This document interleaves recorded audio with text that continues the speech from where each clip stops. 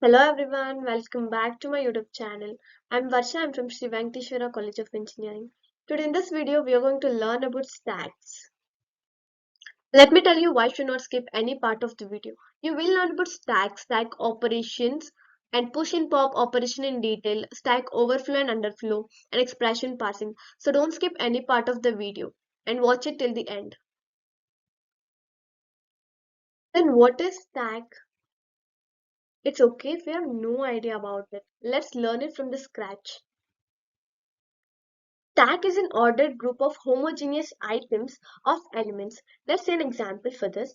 A stack of cafeteria trays, a stack of pennies, a stack of shoe boxes, a stack of neatly folded shirts. Here all the items are in an ordered way. In the same way, stack contains an elements which are in the ordered format. Elements are added to and removed from the top of the stack. The most recently added items are at the top of the stack. Okay, the last elements to be added is the first to be removed.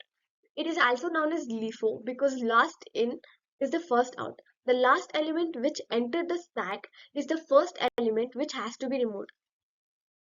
Let's see some stack operations. Stack operations may involve initializing the stack, using it, and then deinitializing it. Apart from these basic stuffs, a stack is used for the following two primary operations: push operation and pop operation. Let's see what is push operation. Pushing an element to a stack. It is nothing but storing an element to a stack. Whereas pop refers to removing or accessing an element from the stack. When data is pushed onto a stack, to use the stack efficiently, we need to check status of the stack as well. P is full, is empty or some other operations of stack. Let's see what is peak operation. Peak operation is an operation which is used to get top data elements of the stack without actually removing it. IsFull is an operation which is used to know whether the stack is full or not, whereas isEmpty is an operation which is used to know whether the stack is empty or not. These two operations, isFull and isEmpty, plays a major role while we are executing overflow and underflow of the stack. And at all times, we maintain a pointer to the last pushed data on the stack, as this pointer always represents the top of the stack, hence named top. The top pointer provides top value of the stack without actually removing it. Okay, let's learn push operation in detail. The process of putting a new data element onto stack is known as push operation. Push operation involves a series of steps. The first important step is checks whether the stack is full or not. For this step, we use isFull operation. The step 2 is if stack is full, produces an error and exit. Because if stack is full, how can we add a new element? So it produces an error. Step 3. If the stack is not full, increment top to the point next empty space. Adds new element to the stack location where top is pointing and returns success. Let's see how push operation works. The stack on the left side is the original stack which contains four elements A, B, C and D, and the top element is D. And always remember, if the stack is full, we can't add any element to the stack, and we always get an error if the stack is full. Now the stack is not full, so we can add an element using push operation. We try to add E element to the stack, and now the top element is E. And always remember, while removing the element from the stack, it should be always E which has to be removed because it is the top element now. Always remember LIFO. Last in is the first out. Okay, let's see about pop operation. Accessing the content while removing it from the stack is known as pop operation.